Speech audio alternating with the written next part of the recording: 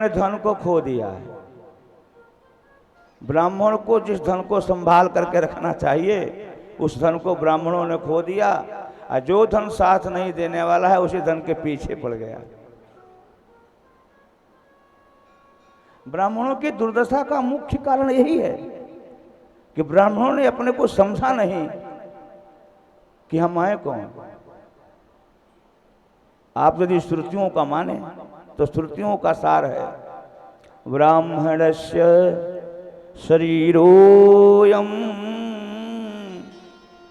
शूद्र कामाय नेष्यते।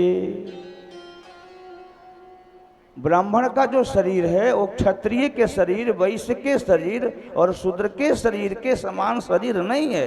बोले शूद्र कामाय नेष्यते। ब्राह्मण का शरीर तप का शरीर है, ज्ञान का शरीर है, ध्यान का शरीर है, विद्या का शरीर है, विवेक का शरीर है। बोले तपस्वाध्याय निरतः तपस्वी वाग्विदाम्बर। यह ब्राह्मणों का शरीर है। ब्राह्मण का चलना उठना बैठना बोलना सोना जागना हंसना रोना भी धर्म है। बोले शूद्र कामाय नेष्यते। खाने पीने सोने और मर जाने के लिए ब्राह्मण का शरीर नहीं मिलता है। इसलिए ब्राह्मणो जायमानो ही पृथिव्याम अधिजायते शास्ता सर्वस्य लोकस्य। ब्राह्मण जन्म लेते ही संपूर्ण पृथ्वी का स्वामी हो जाता है। बोले शास्ता सर्वस्य लोकस्य। तीनों लोक 14 भुवन का वो शासक होता है। बोले धर्म को सस्य गुप्तये। क्योंकि संसार के सभी प्राणियों में धर्म की स्थापना करने की जिम्मेदारी केवल ब्राह्मणों की है।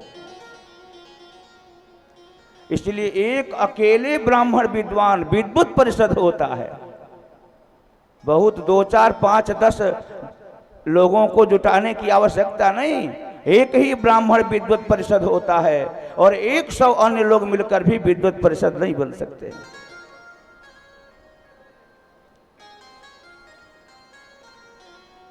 चातुर्वर्णों में धर्म की स्थापना की जिम्मेदारी हम ब्राह्मणों की है और हम ब्राह्मणों को इस पर विचार करना चाहिए कि हम धर्म की रक्षा के लिए जो करना हो सो करें।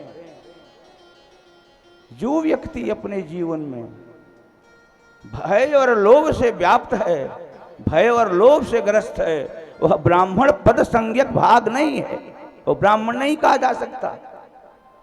क्योंकि भय और लोभ दोनों ब्राह्मण के पास आते ही नहीं, और आ गए तो ब्राह्मण है ही नहीं। चित्र में तदहम मन्ये न जहाति सरस्वती।